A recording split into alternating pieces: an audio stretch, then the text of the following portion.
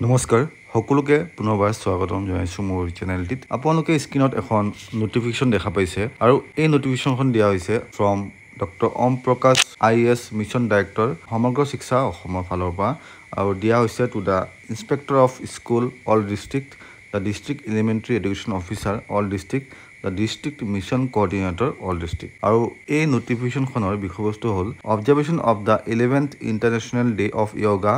on 21st June 2025 আমি সকলো জানো যে প্ৰত্যেক বছৰ 21 জুন তাৰিখে য়োগা ডে সেলিব্ৰেট কৰা হয় আৰু সেই য়োগা ডেৰ প্ৰটোকল কেনেকৈ আমি সেলিব্ৰেট কৰিম গোটেইখিনি বিষয়বস্তু আজি এই ভিডিঅ'টিত আলোচনা কৰিম এই বৰ্ষৰ য়োগা ডেৰ থিম হৈছে yoga for one earth one health অৰ্থাৎ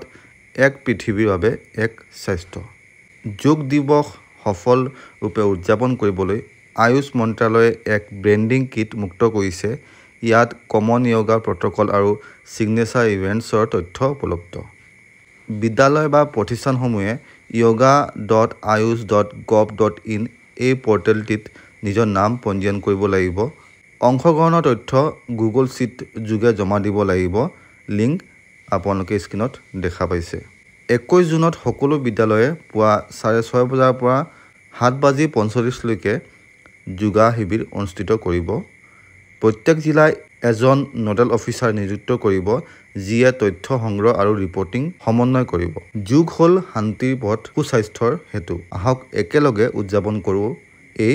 যোগ দিৱস আপোনালোকে ভিডিঅ'টি চাই কেনে পাইছে যদি ভাল পাইছে বা উপকৃত হৈছে তেন্তে ভিডিঅ'টি শ্বেয়াৰ কৰিব চেনেল সাবস্ক্ৰাইব কৰিব আৰু সকলোলৈ ভিডিঅ'টি শ্বেয়াৰ কৰি দিব ধন্যবাদ